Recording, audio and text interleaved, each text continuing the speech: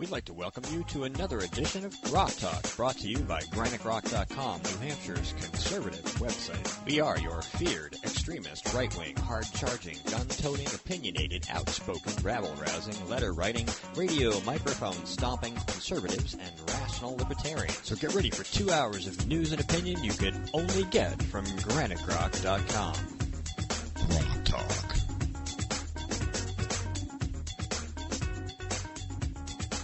You can see Mike wandering in a little late on the live stream. Welcome to Rock Talk, brought to you by GraniteRock.com, New Hampshire's leading conservative website, and CNHT, the coalition of New Hampshire taxpayers. You're talking while I'm on the air, dude. Stop it. Jen Coffey will be with us later this morning, and Dan Itza, also, state rep, is planned to be here. We have a lot of things we could talk about. We could talk about the uncontested arrival of Democrat activists like Alexandra Caballero, who we spoke about last week with Ed Nail. Turns out she's a serial absentee voter in South Carolina, which means why did she vote absentee here last election? We could also talk about the Ukraine, or as we talked about before, Crimea River, and if you like your Crimea, you can keep your Crimea. The observation I made about Obama's remarks was that he's about as intimidating as a one-legged man in an ass-kicking contest. We have Arizona, we have Medicaid, we have bondage, dominance, and submission, we have GOP committees revolting on Medicaid expansion, and we have Grok Talk now available, and for your listening pleasure, let me turn Mike's mic on so Mike can be Mike. Hi, Mike. You are now able to listen to us on iTunes, iHeartRadio, Spreaker, TuneIn, and Stitcher. Always looking for new and exciting ways to make our voices available for you. And like I said in my little post that I put up, I said now our Democrat trackers can listen to us on any device, in any operating system, anywhere, anytime. Is that enough for them? I don't care.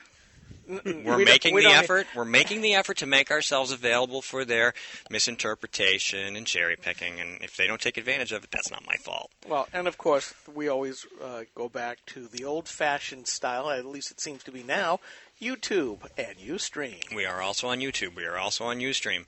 There is absolutely no excuse for you to not be able to find something to complain about that we've spoken about in detail. Yeah, just do us one favor. Let us know what you want to complain about, so we can respond. Actually, I will give you the open opportunity. In fact, have offered this to several people on the left so far. If you don't like what we say, we are very much unlike you, because the left always, when they hear speech that they don't like, they want to shut you up. They want to silence you. We, on the other hand, believe that the antidote for bad speech is more speech, not less speech. So here's always an open invitation for you guys to come on in here. Come on in, bring a friend. Be more than happy to debate the issue. Hey, can you find the phone number, by the way? Because I seem to have misplaced a piece of paper. And we are going to maybe try call-ins today for those of you listening this on is the live our stream. high-tech Rolodex. It is, yes. It's a bunch of posties stuck together. Yeah. So he's going to look for that. Most of us share our Rolodexes anyway. They're all in So our hello, phones. stranger. Yeah, sorry, it's been a week or two, hasn't it? It's been. This would have been week 3 without you. No, I had to make it this time. I was hosting a stuck in airports is what it sounds like. That happened one time. Last week I was hosting a high-powered Bush from Texas at my house. John Bush, the anarchist, who the 10th Amendment Center. Well, he was one of the folks producing the nullification documentary. He's also a filmmaker in his own right. He's producing a series called Sovereign Living, which I can actually talk about a little bit in the second half hour if we don't have a guest to tell you a little bit about what it's about. He's the guy that we're hoping to get on and debate anarchy versus small government, because he's one of several people that believes that citizens should have the right to opt out of interaction with their government and run their own lives through peaceful collaboration, cooperation, and capitalism. I think there are a number of reasons why it won't work, but there are proponents of that in New Hampshire as well. For example, Ian Underwood. And he's presented at the Pork Fest. He was at the Liberty Forum. And that's one of the reasons why I was just a tad tied up last week, because I had guests. I actually like the idea that people should have the ability to opt out, but we see the progressives as typified by my former New Hampshire State Senator Kathy Scambati in talking about Obamacare. She said, in order to make this work, everybody has to be all in. In other words, it harkens back to the last Democrat convention for the presidency, where they said government is the only thing that we all belong to. And I never understood whether we have chosen to belong to government or government owns us all. And with those kinds of guys, I tend to think more the latter than the former. I'm sure that's what they mean. In the sense that it's a club that we all voluntarily belong to as citizens, yes. But in that case, the club follows the rules voted on by the citizens. It can be clearly demonstrated that for at least 100 years, the board of the club has gone their own way, and the citizens were increasingly saying, why are we members? Sounds like one of the Republican Party things that we could talk about. We could talk about a lot of things today. The line to call in, and we have no way to know if you're calling us, so it's kind of Yes, we do. Yes, we do. I have to watch. Oh, well, see, that's just it. You have to watch, and it's sort of a crapshoot sort of a thing, but the number, we'll do line 2, because line 2 is better. But I got a device. I have. Hold on. The problem is it doesn't ring. I have a device for that. Yeah, but you don't have it here. Not yet. Well, see, so okay. I have lots of things, and they're not here. In fact, just about everything I own is not here. Line 2, the number is 715-9690. Do we know what the area code is for that? Is it? It's got to be 603. It would probably be 603. 715-9690 if you would like to call in or attempt to call in and see if we notice you calling in. And we'll have Mr. Skip. See, now he's walking away right after I give you the number. You can't call. We're just teasing you. Oh, it does light up. It does. It does. Is somebody actually calling us? Though? Yes. No, it's me testing. Oh, it's you testing. Testing. Oh, God. Oh, it is. Well, it lights up, we know. It was somebody. It was Mike. It was Mike. But Mike has a mic, so Mike doesn't have to call in. So anyway, we have Jen Coffey coming in later to talk about Medicaid and her experience, a personal experience that she wants to relate with herself or somebody else involving Obamacare. And, of course, Dan will be hopefully here to talk about something new and exciting. His new book. Oh, hey, I turned you off because you left the room, sort of. He's got a new book coming out on, I would assume, something to do with the state constitution. State sovereignty. State sovereignty. Excellent topic. We love that topic, not just for our state, but for everybody's state. So let's take a look at our list here. Obviously, Medicaid is a hot topic this week because a lot of state committees have been coming out issuing resolutions. These are town, city, and county committees of the state who are saying, hey, you know what, we don't agree with the Medicaid expansion idea. This would be the Republicans. Correct. Democrats are all in for this. I don't care about Democrats. Well, still, we do I'm sorry. for our Just for listeners and readers. It's a given that if the federal government is offering you a big pile of money, no matter how poisonous or how many strings are attached, they're like, give it, we want it. And now we see Republicans doing the same thing, Correct. except they try to hide it with the use of deflecting verbiage. Correct. So a lot of state and town, a lot of town and county committees have been coming out and going, you know what, we disagree with this idea, this SB 413, to take this money because we don't think it's the right time. We don't think it's hammered out well enough. We don't want to, 3 years down the road, a different legislature is going to have to decide how to handle the bill they're passing today. The bill today says we're going to take the money. We don't know what we're going to do with it quite yet or how we're going to handle it, but we're going to take it, strings attached and all, and then in 3 years, if we decide we don't love it, we're going to sunset it. If we do keep it, we're going to pay 10% or whatever. Now, we already know that the federal government's going to cut Medicaid expansion. I think it's already been made public. So the question for these legislators who are going to be here in 3 years, and if you're a legislator today and you think you're going to be a legislator in 3 years, you might want to consider the problem that in 3 years, if you vote for this today, you have to say, A, okay, we're going to cancel it, or B, we're going to tax you to pay for it. And by the way, manure heaps have a habit of becoming more smelly as time goes by, so don't vote for it for now because it's going to stink more later. It's not going to go away. There's going to be lots of taxes. Nobody's going to have the guts. The Republicans aren't. They don't have the guts now. They are not going to have the guts in 3 years. And that's the point. Because you see that happening in D.C., where every single time a big political fight comes up, the Republicans say, well, we're not going to make waves. We're going to run away, and it will be the next thing that we will make our stand on the Hill and make the fight. This debt ceiling was supposed to be that thing, and they just totally caved without anything going on. Yeah, and we all know how well giving in to everything works. I was listening to an old Rush Limbaugh segment this morning. A study was done of wives and husbands. The wife was not in on the gimmick. At the beginning, they were both asked about their quality of life. The husband was instructed, without his wife's knowledge, to simply agree to everything. Yes, dear, whatever you want, dear. You're always right, dear. Sorry, I'm wrong. Let me take that trash out. After 12 days, she was ready to divorce him for being such a goddamn wimp.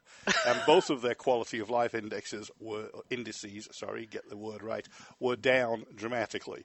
So, why am I saying that? Well, I think the proper sentence is, welcome to the Sudetenland, Herr Putin.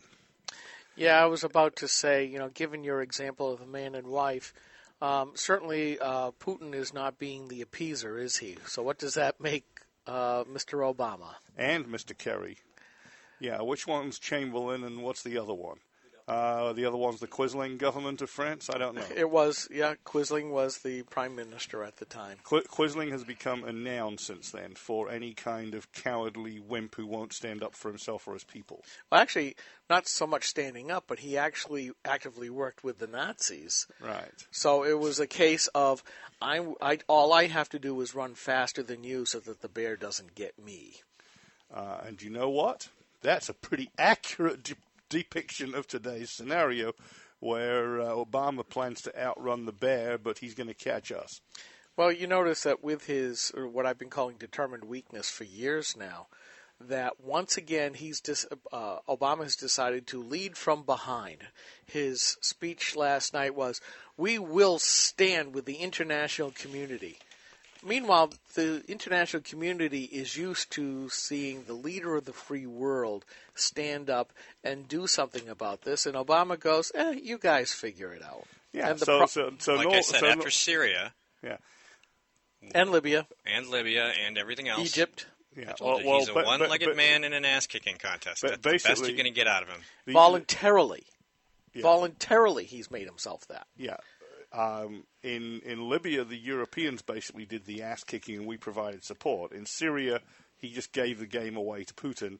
And in Crimea, well, there was a war over Crimea about a century ago. I'll have to look up the exact reasons why it started, but I'm sure it involved the Russians and some of the other contenders for that space. Well, in Syria, is it really the Russians that have taken over, or is it Iran? Which, you look at what he and Kerry did, what Obama and Kerry did with Iran. They basically said, okay, no more sanctions, and it broke the back of whatever they were trying to do to keep Iran contained.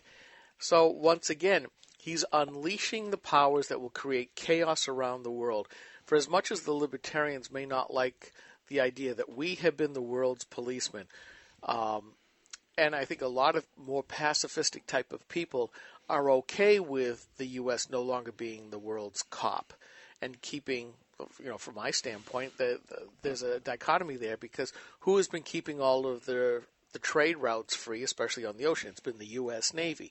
Now, with us not being able to handle that, or we've been told we aren't going to handle that, what is going to be the new world order with a resurgent Russia and an insipid world power called China, who is actively working to make their Navy much, much larger?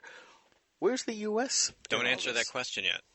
Why? Because we're going to take 60 seconds, and then we're going to come right back, and you can tell me something brilliant, because I know you know what it is you're going to talk about. Hang on a second. We'll be right back. Obamacare has been a disaster for New Hampshire families. 22,000 New Hampshire citizens have already lost their insurance, and countless more are being forced into part-time work. Now, the New Hampshire Senate wants to make things even worse by expanding Medicaid coverage as part of Obamacare. That move could force an additional 20,000 people off of their current plans and onto Medicaid. Shortly, the Senate will be voting on Obamacare's Medicaid Expansion, Senate Bill 413. The Heritage Foundation says Medicaid expansion will cost New Hampshire taxpayers $126 million more. What's worse, the expansion will increase emergency room usage by 40%, meaning longer wait times and even higher costs. Stop the Senate from making a costly mistake. Call your state senator and tell them to vote no on SB 413. Go to strongnh.com to find your senator's phone number today. Paid for by Citizens for a Strong New Hampshire.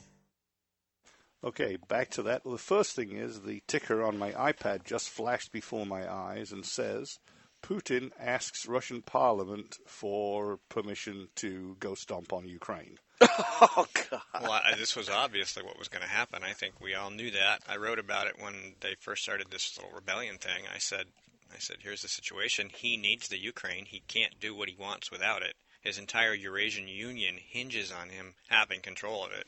There's no way he's going to let it go.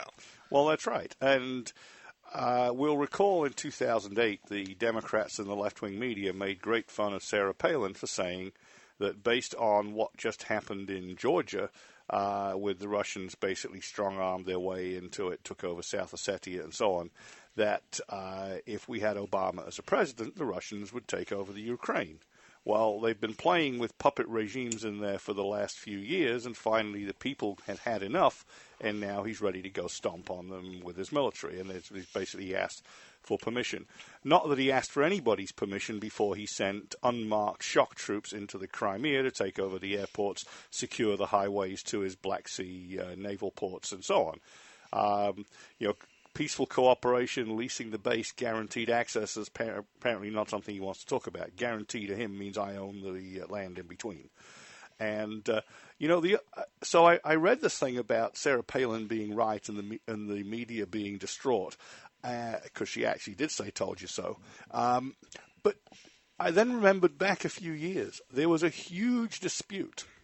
Europe had a very cold and shivery winter, because the big bad bear in the Kremlin was in a dispute with the Ukraine over what they should be paying for natural gas from Russia that was going through a pipeline that also happened to carry on into Europe.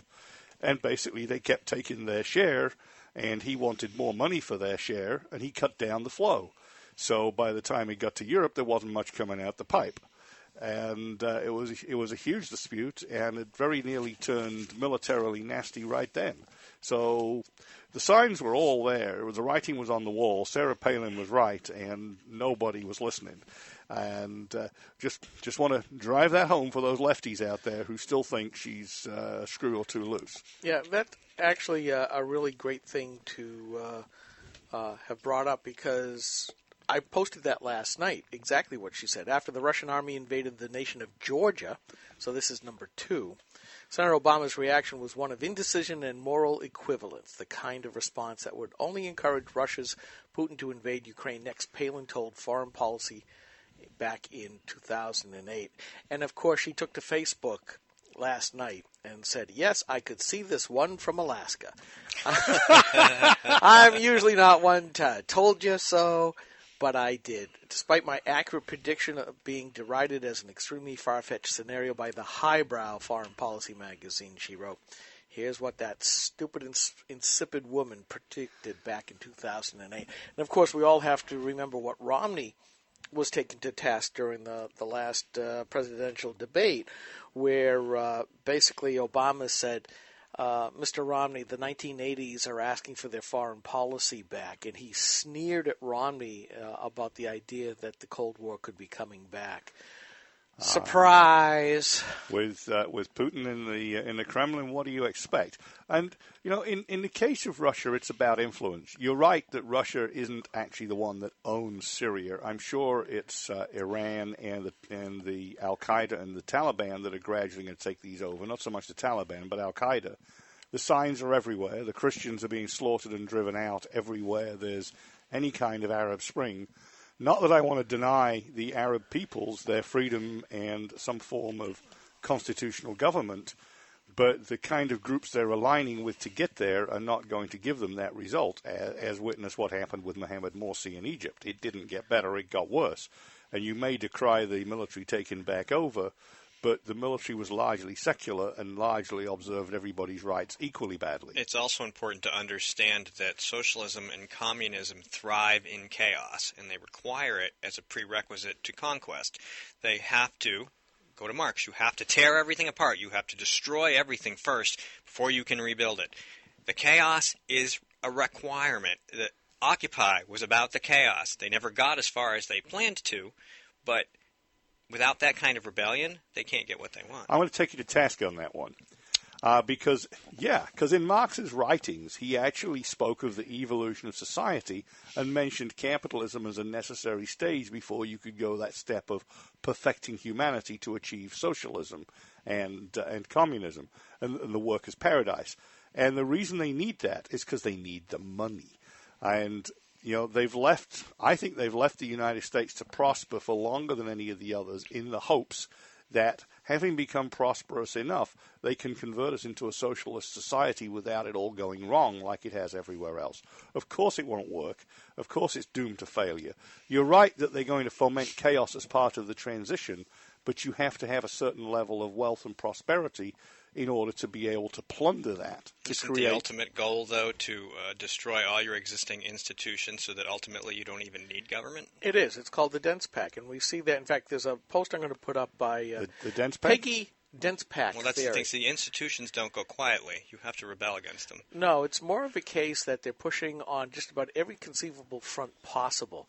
Now, I had found that article about what Planned Parenthood of New England was going to do. If I could talk right, Tom put the post up about basically Planned Parenthood marketing a video. Dominance, submission, sadomasochism. Yeah, S&M for kiddies.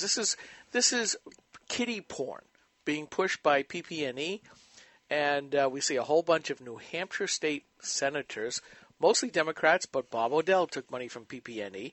We've got Jeanne Shaheen overriding federalism, injecting money into PP&E. So, Jeanne, does that mean that you're responsible for that video of basically porn to be? And by the way, folks, just to reiterate, if you want to join us here, especially, I'm going to do a shout-out to Chris P. Bacon, who left a comment saying, gee, can I finally talk to Skip? The number is 603-715-9690 if you want to join in the fun. But you guys are right. You guys are right in that without the chaos, without the induced chaos, they can't change things. They're going after organized religion. They're going after the nuclear family. They've almost all taken over the traditional institutions that used to constitute civil society. They've reduced the space between organized government and the individuals, and now they're weaponizing government to be against individuals that don't believe in the same political ideology. And they already own the entire educational system. And the media and the cultural institutions. Folks, I hate to say it, but how often, except for the Tea Party, do you hear stuff like, I believe in God. I happen to believe in the Constitution. I believe in the traditional values that make this country great. Yet we are the extremists. We are the haters. We are the ones that are the outliers. Folks, this has all been done before in the past, over and over again in history.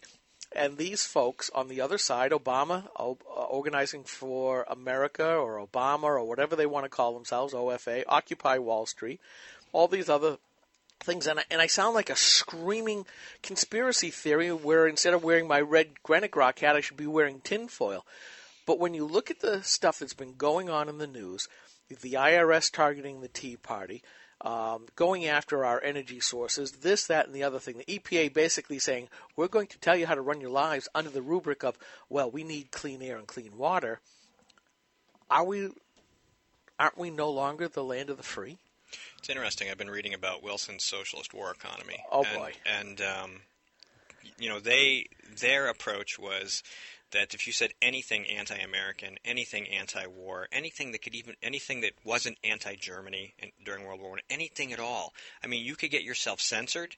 They would prohibit the postmaster would not deliver your mail, your magazines, everything. I mean, they had people going out. And if you look at the parallels, it's flipped. It's the same scheme, not as broad at this point. It's the same scheme, but it's different. It's the same ideas, the same attack structure, the same almost fascistic war economy. They've got it arranged. OFA. Look at OFA. OFA could very easily just operate as anything that FDR did or that Wilson did. You have people spying on you. You have these organizations that exist to go out and meet groups and to contradict opposition opinion and everything, and they're institutional. It's huge. OFA is massive. And in fact, they are the reincarnation of Goebbels' propaganda ministry. Yeah. Well, we just reported that somebody was going around taking pictures of all the license plates of the attendees at the 223 rally last Sunday. We've got the NSA, FBI, DEA, and probably a whole host of other organizations actively admitting that they've been spying on Americans. And that's why you need your tinfoil hat to keep the NSA away from your brainwaves. Yeah, and we've got the special tinfoil. Reynolds Wrap has a new slogan. Yeah. Well, we've got the FCC. We keep away the NSA. How do I follow that? Just keep going. You had the FCC wanting to do this critical information survey called SIN, that they were going to put observers, CIN, basically into every single news outlet. Works, and, the FCC only has regulation on over-the-air broadcasters, radio and TV, but not cable companies, certainly not newspapers. And yet the whole idea was to basically get people to rat out other people to say, how do you make decisions on what news you're going to do? I'm sorry, that is not something the government is supposed to be in. They want to make sure that all groups are covered. In other words, if you're not providing enough news stories on gays, blacks, whatever, if you're not providing suitably favorable coverage to favored groups, then they want you to explain why. If I had to deal with one of those people, I'd provide them a nice padded cell with no cell phone coverage and a locked door, a landline-only telephone that was monitored, and say, here's your office.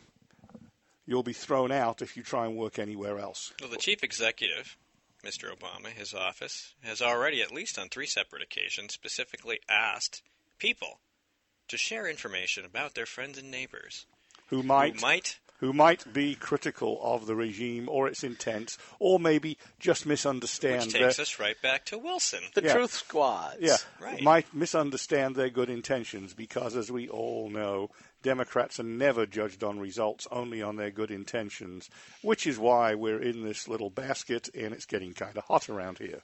Well, did you put up the post about Zandra Rice Hawkins complaining about the 2 people? And now Harry Reid, President of the U.S. Senate, said anybody who's complaining about Obamacare is lying. Yep, and it's just gonna get worse. We have to throw their asses out, and we have to elect conservatives to do that. All right, ladies and gentlemen, that's the end of segment 1. We'll be back in a couple minutes, about 3 of them to be exact, 3.5 or so, and that's it for this segment of Grok Talk. I'm Steve McDonald here with Mike Rogers and Skip Murphy. We will be right back.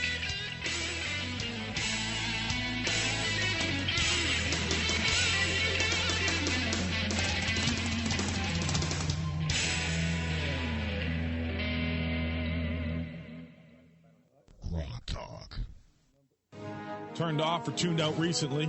Can't believe what you see or hear these days? We have the show for you. It's all about taking control through understanding what's happening. Dr. Julianne Cooper, founder and president of Liberty Harbor Academy, hosts Carpe Diem, New Hampshire's first culture and education show on WSMN Radio 1590. Longtime history professor, entrepreneur, and cultural commentator, Dr. Cooper will discuss what's happening in and to American culture and education. From pop culture to higher education, Dr. Cooper will help you make sense of the world. So, seize the day. Listen to Carpe Diem with Dr. Cooper every Tuesday from 11 to noon.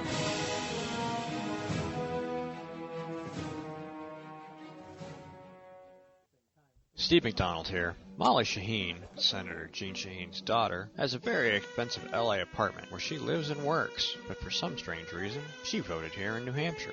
Elena Biden, niece to the man a heartbeat away from the presidency. Well, she never lived in New Hampshire at all, and she voted here and went back home. New Hampshire Democrat Emma Roos invited her adult children to leave their homes in Virginia, Washington, D.C. to claim they lived in New Hampshire to vote last November, and they went back home. New Hampshire State Senator Martha Fuller Clark, vice chair of the New Hampshire Democrat State Party, she had a whole bunch of people who aren't from here living in her home, including a paid congressional staffer and an ACLU lawyer from Arkansas. They don't live here. They all claim to be claiming to live here just so they can vote here and then leave. That's not all the Democrats who showed up to steal your votes and then leave, but that'll get you started. This is Steve McDonald for Granite Rock, and we'll keep shining the light on them for you. Grok Talk is 2 hours of news and opinion you could only get from GraniteRock.com. But don't limit yourself to Grok Talk. Check us out at GraniteRock.com. Follow us on Facebook or Twitter by searching Granite Grok. Rock Talk. Rock Talk.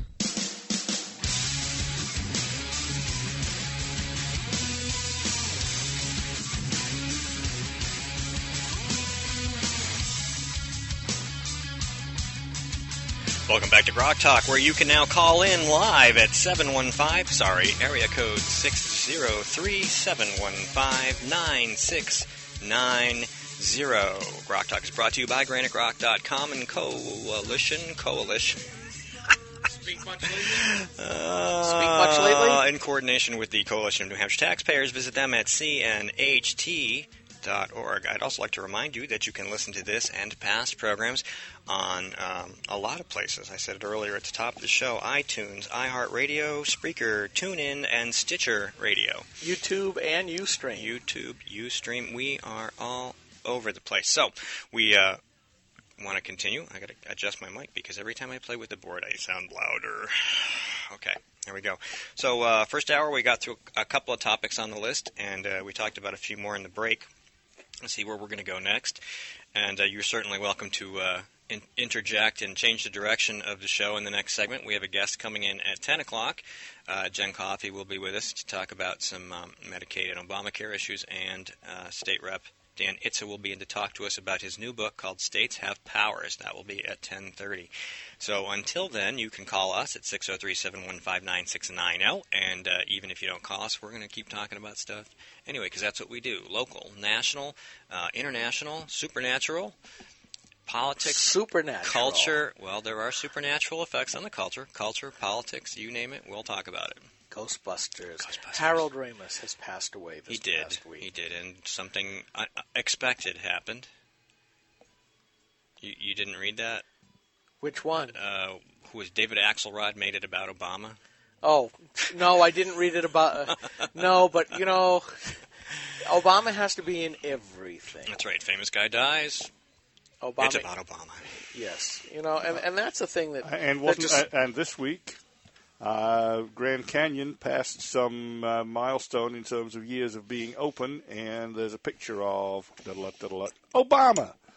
Ugh. No, I mean, we definitely are a society where it's a culture of celebrity. Some people get it instantly for one act, like Kim Kardashian, or if that's the major player in the Kardashian family, but they're famous for being famous. Other people toil for years and only achieve famosity late in life, or after they've actually done something really, really cool that hardly anybody else can do. And then there are people, and I think Obama's famous just for being a president. That should be enough. But, you know, we see that cult of Obamaism. I mean, all I can still remember is the first presidential election, and he's standing before those Doric styrofoam columns. I mean, was the stage set any better to make him look like a god on Mount Olympus? I think people should have been more interested in what the columns were made out of than what they represented. Oh, yeah, the green president. Styrofoam. Yes. Yes, which is exactly the sort of thing you wouldn't want in a landfill. God help you if you ever break one of them up. And you'll get a lot of static, which is what we seem to be getting from Obama. People have the autographed copy. You know, I have a column from the thing in Colorado. My God! No, that will be in one of the presidential libraries, because, you know, now the latest is most former presidents will have a presidential library. Now for him, the talk of the town is, well, maybe he'll have several. There's been a lot of speculation about where those ought to go. I could tell you a couple places. Oh, Rush Limbaugh had a list I heard in an ad, and I can't remember what it was, but it was really, really funny. Yeah, well, I'm sure Chicago and Hawaii are on the real list. Yeah, he had some international destinations as well. I don't remember specifically what they were. You mean like back in Kenya, and led his brother, who lives in the mud hut, basically, the shack, earning $14 a year? Well, I think Libya, finally going to help him out? I think Libya and Syria were on the list, and a few other places. Yeah. Where he's made an impression, That's it. Yes, places where he's made an impression. Okay, so this is a rat hole we could really. We could, like Egypt, where he claims to have been responsible for the Arab Spring, which didn't work out so well. When and we all know that when the BBC journalist was on the ground there during the Arab Spring. And asking what they thought of Obama's efforts to help this, they basically said, he's done nothing to help us. Don't ask about him. Yeah. All right, so I don't know. How about Arizona? Arizona, yes. The failure of what a lot of people characterize as an anti-gay law, which I thought was rather stunning. Now, I very briefly looked at the verbiage of the law. I mean, it's only 4 pages long. 2 pages, actually. 2 pages? There's no mention of gays or anything No, of there the isn't. nature. And here's the thing. I've been watching this for years, and it seems like the idea of sexual liberation, which is just something, is trumping the idea of the freedom of religious expression. Would say, we talk a lot about guns and the Second Amendment here. It's a constitutional right to be able to bear and have arms for self-defense and also defense against a tyrannical government. Here are people who want to say, I don't believe this is right. Now they are being coerced into supporting a celebration of something that they believe to be a sin. And I'm going to be honest. I believe that to be true. I don't mind, like the florist that was sued, and now it's going to the Supreme Court, and one of the lower court judges said, you have to give up your religious rights as a cost of citizenship. And I'm sorry, the founders would be rolling in their graves because several of the original colonies were built on the idea that you can come here and worship the way that you want to. Well, it's not just the fact that the bill had nothing to do. The bill designed to protect people. Let me give you an example. Sweets by Melissa, I think it's called. The cakes. Sweet cakes. And this is a woman who lived right outside Portland in Oregon, okay? She had a small business. She had a few employees. She made cupcakes, basically. Cakes, sweets, things like that, and cakes. And for those of you who aren't familiar, the entire, most of the thousands and thousands of Muslims who live in Oregon live in Portland. Right in and around Portland, right? Portland's huge. There are bakeries, there are places to buy cakes everywhere. So a gay couple wants her to make something for their wedding, and she refuses. Now, she probably just said, look, I'm uncomfortable doing this, could you go somewhere else? Instead of going to any of the other places they could have gone, including, very likely, a bakery owned by, say, a Muslim. Who might have stoned them. Right. We could hope. They sue her, turn her into a media whipping girl, and she has to close her business and work out of her house. And she's lost that now, too. Has she? Yeah, because the business failed. They went around and they did what we have seen before. They won't just attack that person, but they're going to go around and attacking family and friends and customers and what's important here vendors. is that these people serve gays. People who come in and don't make a big deal out of it, they're probably gay. Who cares? I don't care. If you want to shop there, that's great. They hire them, they serve them, but if you come in and specifically say, I want a cake for my gay wedding, and it violates your religious convictions, whether you're a Muslim, a Christian, a Jew, whatever it is, and there are thousands of options available to you, or even just dozens, there's a specific mission here, and that is to destroy these people and intimidate Christians, yes, Jews and Muslims. And we mentioned that in the first segment. But I will look at this. You said something very important. Right now, they're picking on Christians. During Prop 8 back in California, they went in and really trashed a lot of Catholic churches. They went after the Mormon church.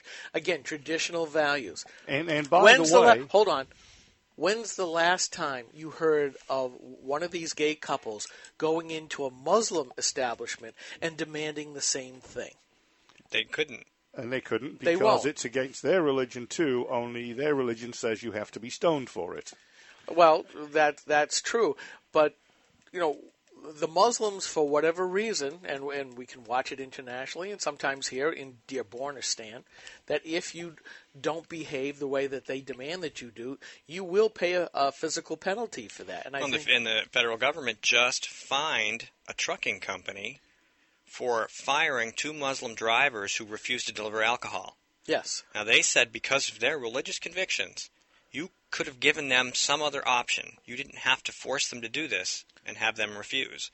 which they did. Then they fired him. And then the state came in. The government said, oh, no, they have religious rights. Well, and there we see, again, the weaponization of the American federal government. You look at Holder.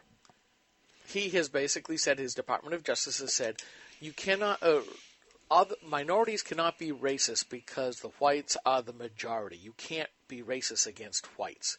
And that was said by J. Christian Adams, who was a Department of Justice lawyer for years and years and years. So they're taking a specific ideological stand, protecting certain minority or what they call oppressed minorities against everybody else. And, of course, if you're white and Christian, you are the oppressor. That's the ideological slant that gives them permission to do what they're doing. And it's important to point out that the purpose of this bill was to reinforce the right of these people to not be sued into submission by these, and by anybody, really. It didn't necessarily have to be gays. It didn't have anything to do with gays. I mean, they're the ones who've been doing it, but if you were of any psychological construction of any kind and you went in and then this person didn't want to serve you for some religious reason, doesn't mean you didn't have to be gay, you would not necessarily just be able to sue them out of business. And that whole point was to protect the religious rights. If they had a legitimate religious objection to the service, whatever it was, that was the point of the law. Now, I heard somewhere that this law is just a mirror of a law that already exists in federal government that isn't enforced. So the law is already in place. Arizona was simply creating their own version to enforce it like they did with immigration. Yes. Well, Freedom of Association says that you can meet with, mix with, or not meet with anybody that you choose. It also says that a business can refuse to serve you if they don't want to. Not anymore, and the problem has been, and that's because of the Civil Rights Act, because they wanted Correct. to make sure that you wouldn't discriminate against black people. Which, I mean, in reality, good business is good business, and greeting all comers is good business. And the arguments made against this law were typically specious, and they said that it would drive business away from Arizona, that it would be bad for business.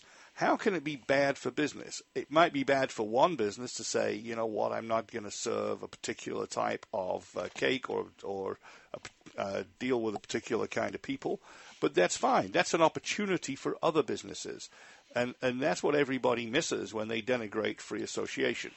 And this was a big topic back in the 60s when the Civil Rights Act was coming about, because the libertarians and the very constitutionalists said, free association, you're taking that constitutional right away from us. And then you start getting into the governmental interest in this particular in this particular area. But since then, you've had so many other things. You can't do it because of religious background or national origin or gender or this or that. By the time you look at it, the whole idea has become not as something that was a freedom avowing type of act, but now it's a forceful act with the force of government, because that's all government is force to make you do something you may not want to do.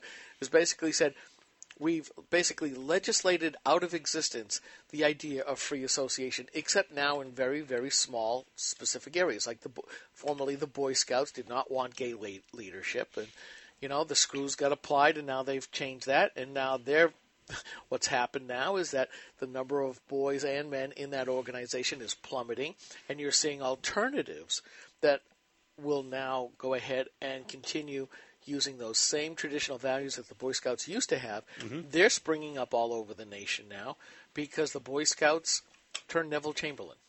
Yeah, exactly. And, yeah, he's a Brit, but he's one of the most infamous Brits of all time. You bet. And he's well used as an example. Are we going to talk about another infamous Brit after the break? We might. You never know. We're going to take 60 seconds. Oh, yeah. And meanwhile, here is the famous picture. There he is. Happy birthday, Grand Canyon. Happy 95th birthday, Grand Canyon. You don't hold a candle to me. Who's that guy in the foreground? All right, we'll be right back. It's an ass. It's the back of Barack Obama. Steve McDonald here. Molly Shaheen, Senator Jeanne Shaheen's daughter, has a very expensive LA apartment where she lives and works, but for some strange reason, she voted here in New Hampshire.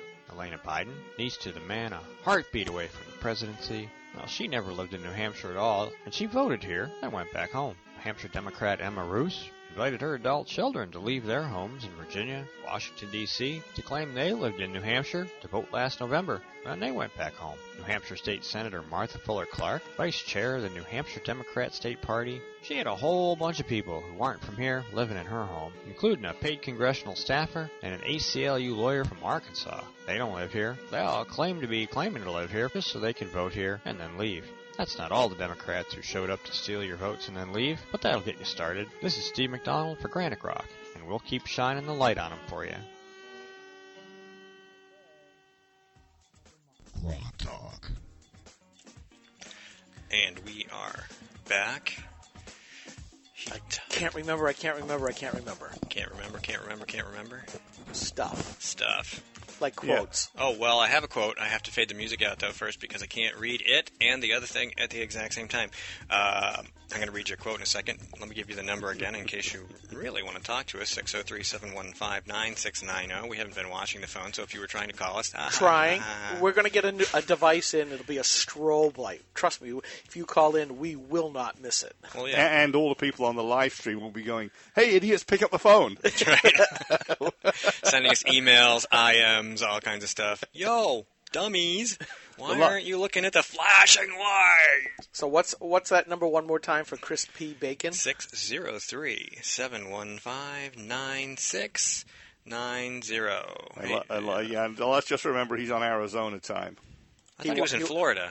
Is he? Arizona. He's in Arizona, maybe? Yeah. But he listens to us. Yeah, that's fine. It's a little earlier there, but not that early. So, all right. So if anybody can find the sagacious Sea Dog E-Dog, that is almost worthy of a prize. He's missing. We were talking about the Arizona thing and how it didn't have anything to do with being gay, but had to do with protecting religious rights. But it reminded me of the problem. We talked about the bondage sadomasochism thing, and we talk about the pushing, everybody to just do whatever the hell they feel like. And it reminded me of this quote that I posted by Theodore Dalrymple from Our Culture, What's Left of It. The idea that freedom is merely the ability to act upon one's whims is surely very thin and hardly begins to capture the complexities of human existence. A man whose appetites is his law strikes us not as liberated but enslaved. And when such narrowly conceived freedom is made the touchstone of public policy, a dissolution of society is bound to follow. No culture that makes publicly sanctioned self-indulgence its highest good can long survive. A radical egotism is bound to ensue in which any limitations upon any personal behavior are experienced as infringements of basic rights. And that's really what we're talking about here. People are saying that, you having a religious objection is an infringement on their basic right to do whatever the hell they want, which apparently includes putting you out of business. Yeah. Sorry, what was I? Sorry. Do you want me to read it again? No. The important thing, I think, is that everybody's entitled to respect and equal treatment. You're not entitled to make special demands, and when you cross the line into suing people to promote your militant agenda, whatever that may be. I call them the Gestapo, yeah, exactly. Because that's a great term. It is. It's right up there with the feminazis, and they have a very similar attitude. It's very deliberate. Yes. Yeah, and as a special class. And they're Obama's stormtroopers, too, because they're relentlessly socialist. And it's not unlike what the college students did in 2012 when they went with the League of Women Voters and some other folks, and they went to court and said, we're out-of-state students, we demand our right to vote in New Hampshire, even though they could have voted absentee back home. 4 students came forward, and Judge Lewis, of course, just signed the statement he was handed, basically destroying our domicile rules and ruining our election, and half of those students didn't even vote here. Yeah, so it was really not about voting at all. It was really just about tossing the apple cart. Yeah, and it also happens here in New Hampshire, even within the Republican Party. Now, take Tyler Deaton for an example. He is a gay activist within the Republican Party, and now with the Northeast Republican leadership coming up, Did you derail your train of thought? Yes, I did. All of a sudden, presidential campaigner candidate that Mike Biondo was the campaign manager for. That would be Santorum. Santorum. And he was. Hold on. Yeah. He was invited earlier to come and speak at the Republican shindig that's coming up. You're going. Yeah, Tyler Deaton basically said, "How dare you invite this conservative who is for traditional marriage?" That is bigotry. So here you've got a Republican, ostensibly, basically bashing and trying to silence. Not so much that, not even a case of let me debate him. Let me have more speech. He's basically saying you have to disinvite him in order to silence him so that his standpoint, his viewpoint, would not be heard within the Republican Party. You know, Tyler Deaton said that? Tyler Deaton said that. I wrote a post about it. Yeah. Oh, wow. Yeah, and, you say the gay Gestapo. I've heard the gay mafia. I call them the militant gays.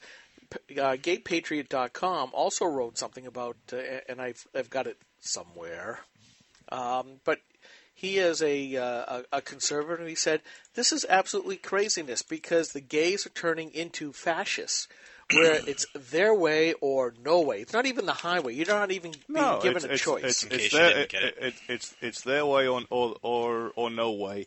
It's in schools. It's in the offensive books. It's in the public demonstrations of their weirdness. I mean, being gay isn't necessarily weird. Being gay and getting on with your life is something to be respected. Being gay in everybody else's face is offensive because it's offensive behavior, not because it's being gay. And I think what you're seeing is all these laws popping up in all these states. One of my favorite phrases nowadays is, you have brought us upon yourselves. I think you're seeing a backlash of where gays have just gone too far with some of their pushiness and their denouncements of anybody who disagrees with them and their actions to silence and destroy people. I've had personal experience here on Granite Rock with that, where they literally wanted to destroy my friend and make him destitute out on the street, and they publicly said in the comments, no apology is ever sufficient. In other words, they have one intent, and they're looking for people to ride against, and basically they're looking for people to destroy. They want heads on pikes, and we ain't going to give it to them. And we'll put their heads on pikes very cheerfully by ridiculing their approach. Yeah. In other words, they have become exactly what they have denounced. The important thing about Deaton and his involvement with this GOP event, this Republican event, first off, he's the guy who took over Mo Baxley's job, basically. Yes.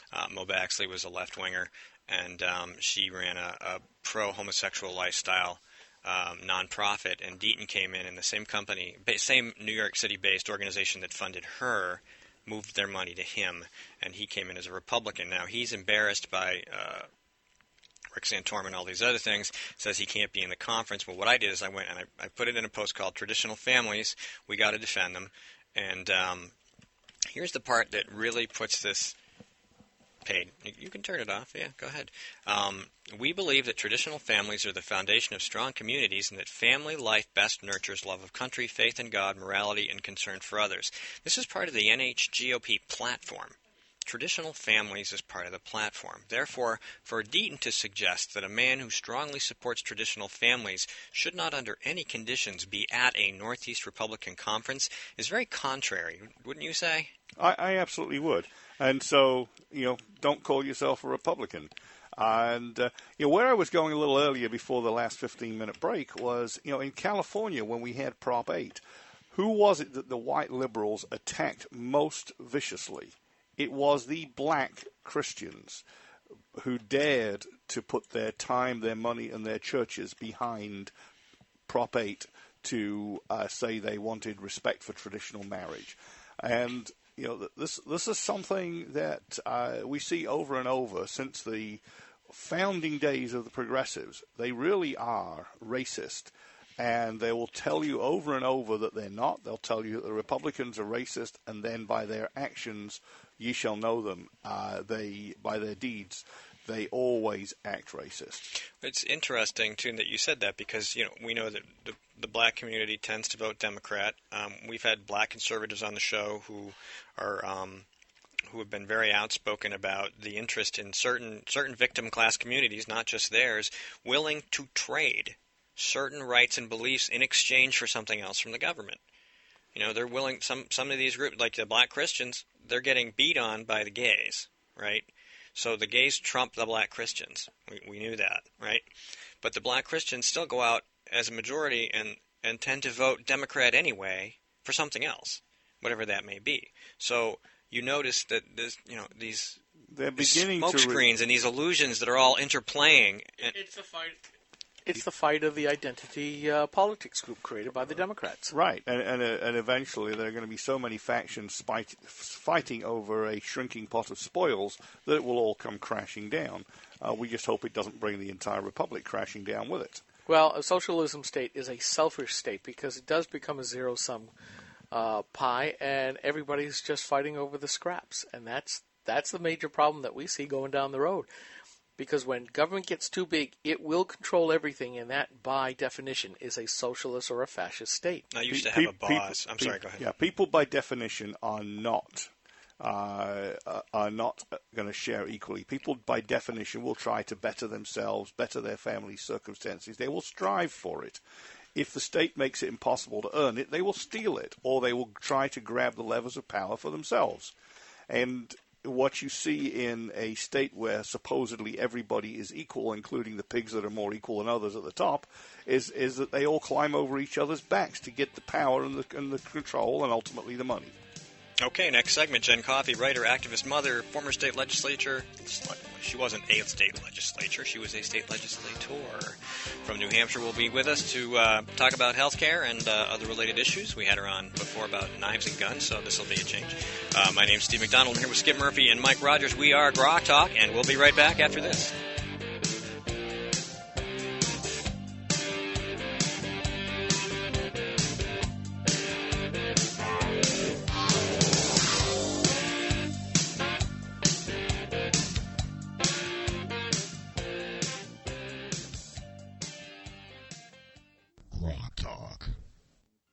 Steve McDonald here. You ever notice how Democrats like to create problems so they can then claim to solve them? Take Medicaid Expansion, for example. Even if the federal government keeps its promise to New Hampshire to pay for most of it, it'll still cost New Hampshire taxpayers tens of millions of dollars more to provide inferior care and coverage to people who, for the most part, would never have needed it if Democrats hadn't reformed health care in the first place. That's right, that real expensive reform that doesn't care if it's only affordable if you act like you don't need insurance. Well, its number one claim to fame at this point is how many more people it forced onto Medicaid. And that's only because Obamacare kicks tens of millions of people off the plan they liked and were told they could keep but couldn't. So Medicaid expansion was always part of Obamacare for a reason. Democrats knew all along that the Affordable Care Act was unaffordable and they'd need to make Medicaid bigger and more expensive. So when people got their plan kicked to the health care curb, they could still sign up for something, even if it was something as crappy as Medicaid. This is Steve McDonald for Granite Rock, and we'll keep shining the light on them for you.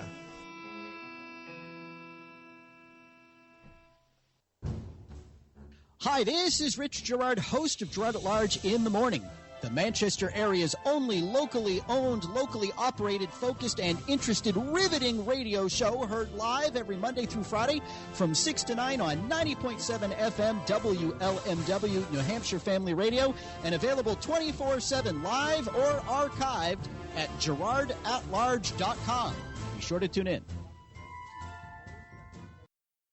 Obamacare has been a disaster for New Hampshire families. 22,000 New Hampshire citizens have already lost their insurance, and countless more are being forced into part-time work.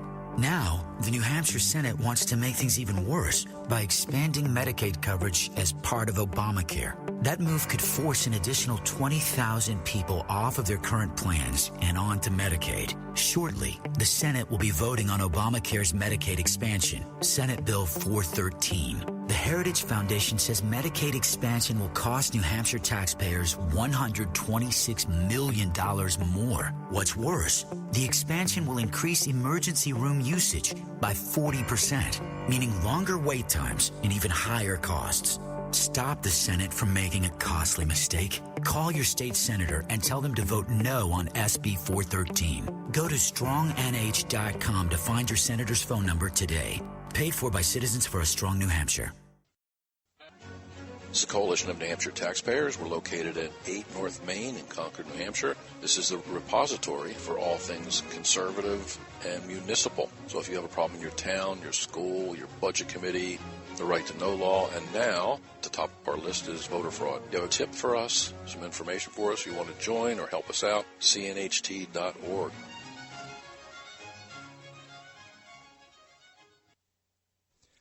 Hi, this is Earl Hall from The Earl Hall Show, and you're listening to Grok Talk.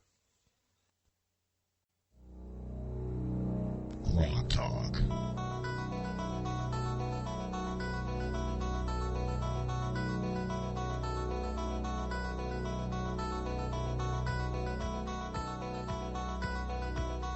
Welcome back. I like this song, so I'm going to listen to it for a second. We are Grok Talk, brought to you by GraniteGrok.com and the Coalition of New Hampshire Taxpayers. Please visit them at cnht.org and visit us at GraniteGrok.com. You can donate to either or. All contributions given to GraniteGrok.com in regard to Grok Talk will go directly to software and equipment. We don't get paid for anything we do here. This is completely voluntary. We are part of that volunteer army that we talk about that likes to get the message out and talk and talk and talk and talk and talk, and we're going to keep talking. Are you going to say anything? Because we believe the guy whose mic I turned off is the one who's talking. Because we believe that our civic duty as citizens is to preserve and protect the Republic and its Constitution. All right, there we go. So now I can turn your mics back off because I have to bring a guest on. We have with us, thank you very much for coming on the program, Jeanne Coffey is here on the phone. Jeanne, welcome to the program. Happy to be here with you guys. Great to have you. So we had you on last time, and we talked about knives and guns and weapons. We're going to have a little different discussion today. Yeah, just a little. Okay. little change up. You want to start with, Medicaid Expansion is obviously a huge issue. We talked about it a little bit in our first segment today, and it comes up every week because the vote in the Senate is next week on Thursday, I believe. And while at least one Republican senator or two that we know of has changed their position and decided to vote against it, there's still quite a few who are in favor. And you'd certainly like to help add to our debate. What would you like to bring to the table here?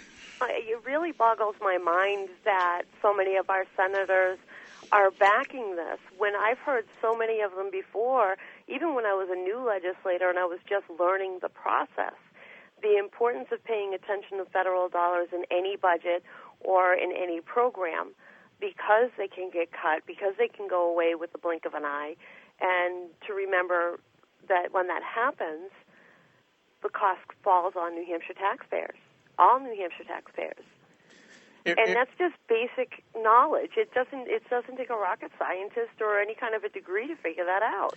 And hasn't that been proven? Jen, this is Skip. And again, I say thank you for coming on the show. And you're absolutely right. And here in New Hampshire, being a very small state, 1.3 million people, we're much smaller than a lot of major cities in other states. The percentage of the federal dollars that drive the state government is just totally out of whack. What is it, about 70%, 65% of the entire budget is supplied by the federal government? I don't know what the exact number is, but it's frightening. And to add something else like this, and the numbers that are coming out, I know Mr. Day from the Republican Liberty Caucus of New Hampshire has stated that $2.4 billion is associated with federal dollars for this. This is going to be our children, our grandchildren, probably our great-grandchildren that are going to be paying for this. And we could see the end of the New Hampshire advantage, because when those dollars go away, then we're left holding the bag, and nobody's going to want to cut any services, and no one's going to want to cut any people. So the only alternative is a new revenue source, and everything points to an income tax.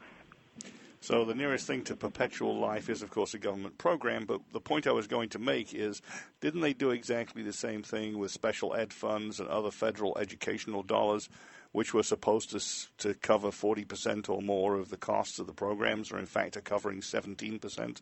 Oh, absolutely. That's exactly what happened with the special ed dollars. There were promises made that they were going to cover about 40% of the cost for special education for all of New Hampshire schools. And in the end, the only federal dollars that have come in is about 17%.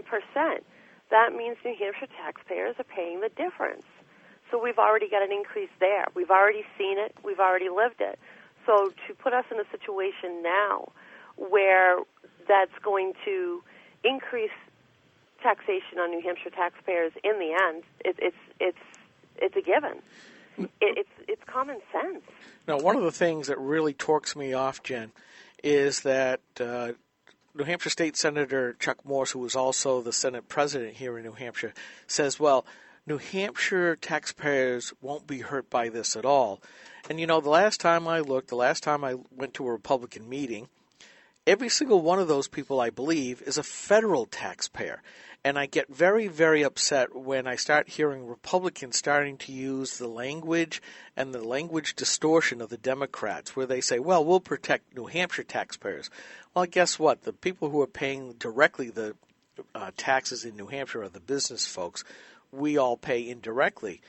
But to not even acknowledge and be truthful, fully and wholly truthful, to say, well, you guys are going to end up paying it anyways, and again, your kids and your grandkids are going to help pay that national debt, which that $2.4 billion over the next 10 years. Yeah, that's or whatever the time is. It's just beyond the pale. I get tired of this kind of deal. And I understand, too, that it's going to be off budget as well because it's federal money.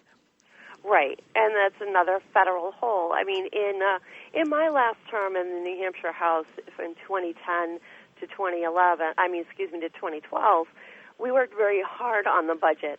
And one of the key things that we looked for were those kind of holes, areas that had federal dollars coming in that were going to have less or no federal dollars coming in, and ways to cut the budget so New Hampshire taxpayers wouldn't feel the burden. And we did so successfully. The governor has spoken quite frequently about how great that budget was. And now we're in a situation where we're going to go backwards, and we're going to end up with holes again, which we just fixed. Only these kind of holes are going to be so large. The only way to fix it is going to be a new revenue source. And the easiest revenue source that will bring in the amount of money that's needed in order to fix this hole is going to be an income tax. And the sad part about all of this, and I guess this is something that I might be more aware of than others, only in the sense that I've spent 18 years, working in medicine, is that this whole thing doesn't do anything to help the hospitals out with uncompensated care. Jen, having been a legislator, the people who are thinking about passing this now, in 3 years, this thing pretty much falls apart for us one way or another. Even if the federal government doesn't start cutting Medicaid money, which they've already said they may start doing, which would basically take away some of what we've been promised. What kind of message do you give to legislators who are looking at this saying, oh, I'm just going to pass this now, but now 3 years down the road, they're going to have to make an even harder decision, which is, do we raise a tax? What tax do we raise? And I mean, this is mostly to Republicans, because I don't think the Democrats, with a few exceptions, they're pretty much indifferent to the whole idea of a tax because they want a broad-based tax. But what do you say to these legislators who are thinking about voting for this now, who aren't maybe thinking 3 years ahead? I'd like them to stop and hear the words that Representative Paul Ryan shared with Mr. Day from the RLC. And that was plain and simple. As the chair of the House Budget Committee, he flat out said that they're already working to get rid of the 100% reimbursement that was promised to the states because they don't have the dollars. They're already in debt. They don't have the money. So that means we're already looking at cutting the money before the thing has actually even happened. So, I mean, look at that. That's Representative Paul Ryan. He's the chair of the committee. It's his own words. He's a Republican. If Republicans want to listen to Republicans, please listen to Representative Ryan. And he's telling you we're already talking about cutting the 100% reimbursement in the first 3 years now, before the program has even passed into law in our state, before it has even begun to change. You know, one of the things that really drives me crazy is that I happen to be a Republican, not because I'm a Republican. In other words, I'm a Republican because I have an R next to my name, which means I'm a Republican, and, you know, we get all recursive on that. But I'm a conservative, Tea Party, person who actually the platform shows a political philosophy to which I can agree more easily than I can any other party. But I did a post a little bit ago, and I think they broke about 80% of all of the platform planks here in New Hampshire when they proposed this. We see, basically in enlarged government, we're going to see more taxes. We're seeing larger bureaucracy. We're seeing, the implementation of Obamacare. And no matter what New Hampshire State Senators Chuck Morse or Jeb Bradley or Nancy Stiles say, they keep telling us this is not Medicaid expansion. This is not this. It's not that. Yada, yada, yada. It's like, Jen, I don't know about you, but I'm getting tired of pigs getting painted with lipstick, and I'm being told that I'm the abusive one. You know what? I'm tired of the whole rhetoric. I'm tired of politicians in general who are more concerned with re-election than they are with people. And that's happening at the state level, and that's happening at the federal level. And the proof of that is with, of course, Obamacare. And, you just hit something else. I have been told that the whole reason why they're doing this is to take it off the political table because of the elections coming up. Now, I don't know about you, Jen, and I really would like you to expand upon that point that you brought up, but I'm tired of Republicans doing and advancing the agenda of the Democrats simply because they don't want to stand up and take a stand in angry waters because they won't advance the Democrat agenda. They're just letting this go through. It's like, well, we'll live to fight something else, and then they do the same thing again. Or they use the excuse that, well, in 3 years, if the federal dollars dry up, it sunsets and it goes away. No, it's not. It's not going to go away. You're going to have this expansion. These people that are able-bodied people who had health insurance of their own, now on Medicaid, and because of the expanded coverage, and it's not going to change. And I think the thing that infuriates me the most, and you know what? It's not Republican. It's Republicans and it's Democrats that are guilty of doing it, both of them, worrying about elections instead of people. I wish for once they'd stop thinking about the next re-election and pay attention to what's happening in our state. And to your point, what I touched upon with Obamacare is we're already seeing this, and maybe a lot of your listeners don't know, I am currently in recovery from breast cancer.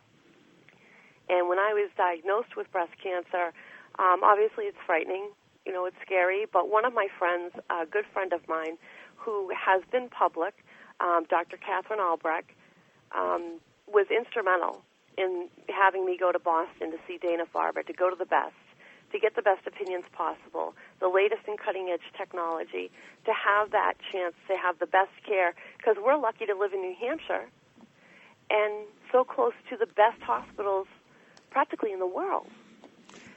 And now she, who is a breast cancer survivor herself, and let me tell you, she was diagnosed with stage 3C breast cancer. The local doctors here in the state basically told her, at this point it's not about quantity of life, it is about quality of life, and you need to get your affairs in order. So they wrote her off. She went to Dana-Farber and saw Dr. Erica Mayer, who's an oncologist at Dana-Farber, and they pulled out everything they could. In fact, Dr. Mayer has never given so many treatments to one patient. And this woman, who is a wonderful woman, a wife and a mother of young children, who was basically written off, is still here with us and almost 3 years later. And it was because of her access to Dana-Farber and to Cornell to get a study drug that saved her life. And what enabled her to do that was the Gold Star insurance that she's paying for 100% out of pocket because she's self-employed. Well, guess what she got in the mail? Can you guess? You've heard about them, right? Those lovely letters? The cancellation notice. Right. Thankfully, she's got a 1-year reprieve, but she's still struggling right now and trying to figure out what she's going to do now that they have taken away her health insurance. And here's the kicker.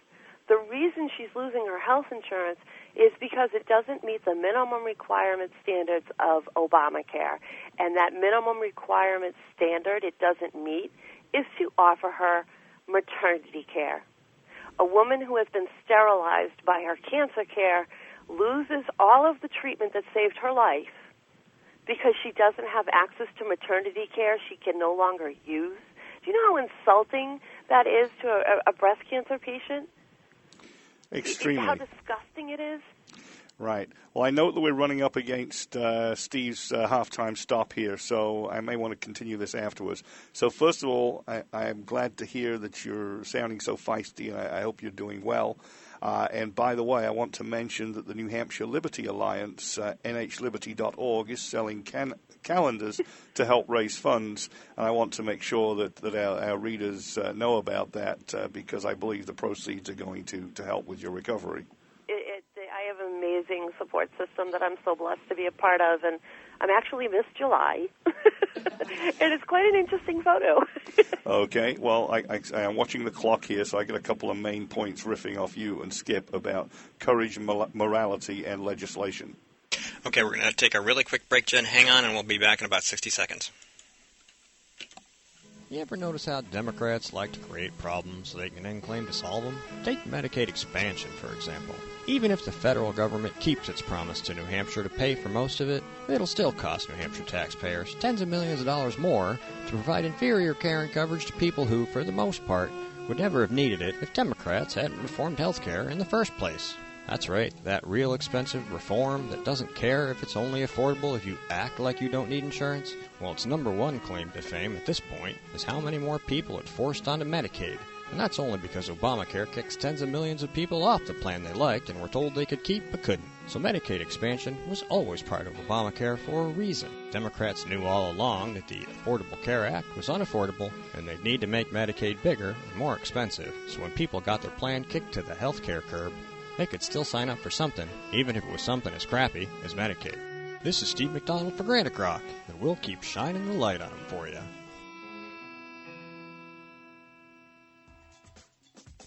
Talk. We are back with Jen Coffey, who is... I'm going to turn Mike back on. And Mike had a lot of questions he wanted to bring up. I want to go right back to Mike so that he can go where he was going to go, because we were going to try to fit him in before the break. And the way we have to juggle microphones when we're on the phones, just so we don't get a lot of background noise, I had to kind of cut him short, and so we're going to come right back to Mike. Jen is on the line. Mike, why don't you go ahead and make your points, and we'll go from there. Sure. Aside from your commercial there, Steve, which is first class and really keeps the heat on them and the light. So Jen said something and Skip said something, and they both play directly to something which I've been thinking for a long time about, basically courage, morality, and how the lack of them lead to the Leviathan state. But Skip said something that was also really important. He said about taking these things off the table before an election. Ever notice what the Democrats do?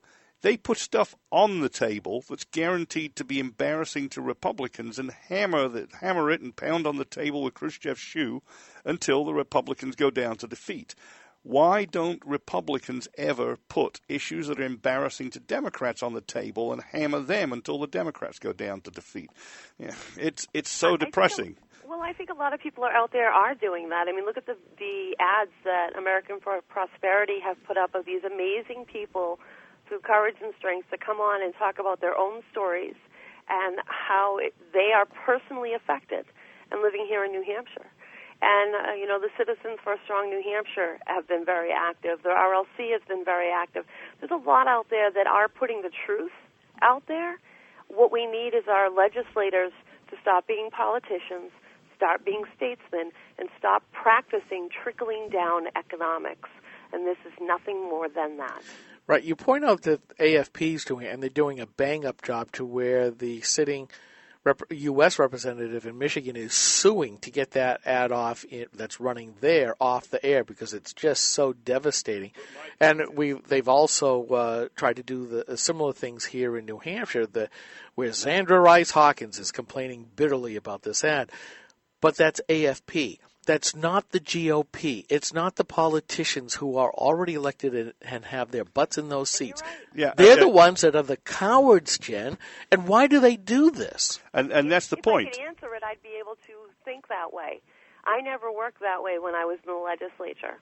And I looked at every single issue and thought, worst case scenario, what could this bill do if it became a law? And I didn't care whose names were at the top of the bill, whether they were Republicans or Democrats. And you have to look at things that way, and you have to be able to work together. That's true. But when somebody would, I took the Democrats to task over the LLC tax and the campground tax, for memory, to kick people's memories back into gear. There are times that there have been members of us who did stand up and do the right thing. Unfortunately, our numbers are too small. We need good people to run for office. We do. Good people, not just some Democrat with an R after his name. We need people, not politicians. Exactly. And I absolutely want to praise the efforts that you made, that Dan Itzy makes all the time, that Bill O'Brien still makes, trying to bring sanity and affordability back to health care. There are so many people fighting, but the number isn't big enough. It's not a majority, which means you have to work harder than ever to persuade. Back to the courage and morality. In terms of Democrats and Republicans in either national or state legislatures, the Democrats are dishonest in that they won't tell you what the legislation is going to do, and they try to empower the bureaucracy to enact their evil deeds for them. The Republicans are cowards in that they won't stand up and say the unpopular thing that you need to hear, and so as a result they let the Democrats get their way. And yes, Jebby and Chucky, I'm talking about you. You guys are cowards, and you are not doing the job that we put you there to do, which is to protect us from the Leviathan state and stand up for the rights of New Hampshire, which you represent, in case you'd forgotten. I don't know any Republican senator that hasn't pledged not to raise taxes, or maybe there are some out there now that I'd missed during my period of time away from being up there. But I wish people would stop and just think. This is, years ago we used to hear the term trickle-down economics. That's what this is. The Senate Medicaid Obamacare Expansion bill that they're going to vote on is nothing more than trickle-down economics.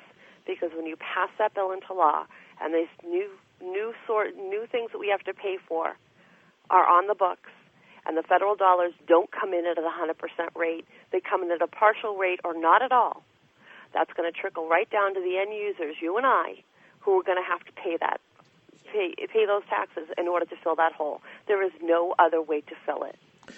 One of the things that is a plank in the GOP platform is one that talks about self-responsibility and trying to promote that. And yet again, we see with this, and you brought it up, that people who are already providing for their own private insurance, being self-responsible to spend their own money to do this, are now going to involuntarily be put on basically the state's plan, the state being capital S versus civil society or persons.